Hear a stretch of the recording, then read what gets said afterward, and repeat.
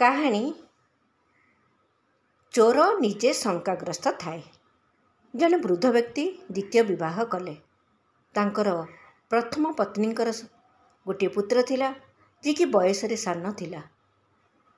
ବୃଦ୍ଧ ବ୍ୟକ୍ତିଙ୍କର ଯେତେବେଳେ ମୃତ୍ୟୁ ସମୟ ପାଖେଇ ଆସିଲା, ସେ ତାଙ୍କର ପୁରୁଣା ବିଶ୍ୱସ୍ତ ଚାକରକୁ ଡାକି କହିଲେ ଯେ ଜଙ୍ଗଲର ଗୋଟେ ଗଛ ତଳେ ମୁଁ ଧନ ସମ୍ପଦ ଲୁଚେଇ ରଖିଛି। ତୁମେ ତା'ର ନକ୍ସା ନିଅ। ପୁଅ ଯେତେବେଳେ ବଡ଼ ହୋଇଯିବ, ତା'ର ଧନର ଆବଶ୍ୟକତା ପଡ଼ିଲେ ଏହାକୁ ଦେଖେଇଦେବ।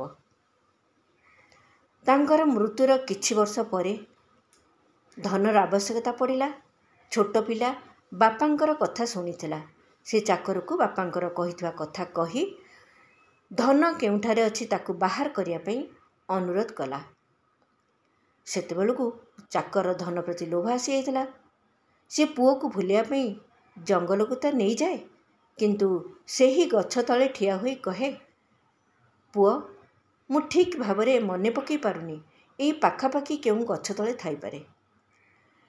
ଏମିତି ଅନେକ ଥର ଗଛ ତଳକୁ ଯାଇ ଫେରି ଆସୁଥିଲା। ପିଲାଟି ବଡ଼ ଏବଂ ଚତୁର ହୋଇଯାଇଥିଲା।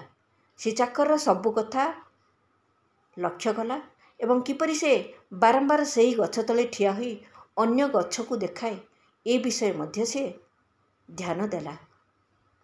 ସେ ସେଇଥିରୁ ଅନୁମାନ କରିନେଲା ଯେ ଧନ ନିଶ୍ଚୟ ସେହି ଗଛ ତଳେ ହିଁ ଥିବ।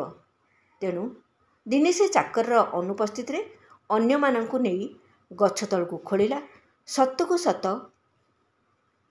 ଗଛ ତଳୁ ହିଁ ଧନ ସବୁ ବାହାରିଲା। ତାହା ଦେଖି ମା ଆଶ୍ଚର୍ଯ୍ୟ ହୋଇ ପଚାରିଲେ, ପୁଅ, ତୁ କେମିତି ଜାଣିଲୁ ଯେ ସେଇଠି ଧନ ଥିଲା ବୋଲି? ପୁଅ କହିଲା, ମା, ଦୋଷୀ ନିଜେ ଶଙ୍କାଗ୍ରସ୍ତ ଥାଏ। ସେ ବାରମ୍ବାର ସେହି ଗଛ ତଳେ ଠିଆ ହୋଇ ଅନ୍ୟ ଗଛକୁ ଦେଖାଉଥିବାରୁ ମୁଁ ବୁଝିଗଲି ଯେ ଧନ ଗଛ ତଳେ ହିଁ ରହିଛି। ତେଣୁ ସେହି ସନ୍ଦେହରେ ଖୋଳିବାରୁ ସତକୁ ସତ ଧନ ସେଇଠାରେ ହିଁ ଥିଲା।